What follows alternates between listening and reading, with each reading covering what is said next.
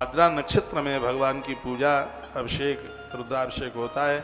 शुक्रवार के दिन यदि कोई ऐसा प्लॉट है जिसमें आपने खरीद लिया है, देखो प्लॉट आप खरीद रहे हैं, मकान आप खरीद रहे हैं, एक बात मेरी बात मान लो, मैंने मत्स्य पुराण भी पढ़ा है, मैंने 84 एपिसोड डाले हैं वास्तु, और ये वास्तु होता है, ऐसा नहीं है नहीं होता, ये होता है, वास्तु होता है। पहले तो मैं भी नहीं मानता था, लेकिन जब ये ग्रंथ पुराण पढ़े तब पता लगा कि ये होता है। तो ये मत्स्य पुराण में सबसे ज्यादा वास्तु का वर्णन किया गया। उसमें यह भी वर्णन है कि आपने जमीन खरीद ली है, मकान बन नहीं रहा है, जमीन का यदि कोई दोष है तो शुक्रवार के दिन किसी जानकार विद्वान ब्राह्मण को बुलाइए और उस जमीन पर वास्तु का यदि कोई दोष भी होगा तो वो दूर हो जाएगा। भगवान महादेव का अभिषेक कर दीजिए, उस जगह पर दोष समाप्त हो जाएगा।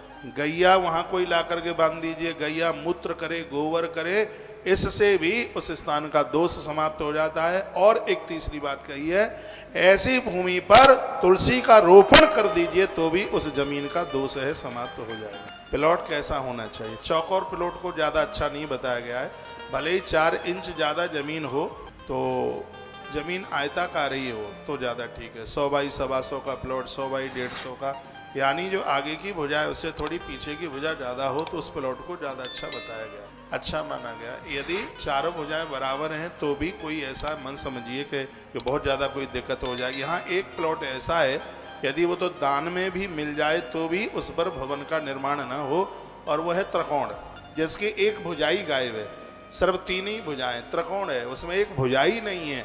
रहने के लिए, आवास के लिए ऐसे प्लॉट को ठीक नहीं बताया गया। वैसे उस ग्रंथ में लिखा है कि व्यापार के लिए सिंहमुखी प्लॉट बहुत अच्छा होता है, व्यापार के लिए, वाणिज्य के लिए सिंहमुखी प्लॉट बहुत अच्छा होता है, और आवास के लिए गौमुखी प्लॉट बहुत ज्यादा अच्छा होता है।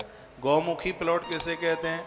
जिसका आगे फ्रंट कम होता है और पीछे चौड़ाई ज्यादा होती है, उसे गौमुखी कहते हैं। और सिंहमुखी किसे कहते हैं?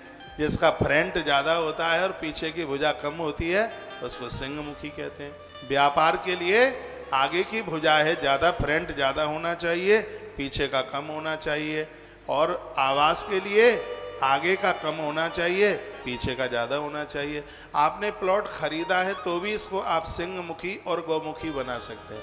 मान लिया जाए आपने ऐसा प्लॉट खरीदा है जो चौकोर है, तो उसको आप बना सकते हैं। कैसे बनाएंगे वो मैं आपको बता देता हूँ।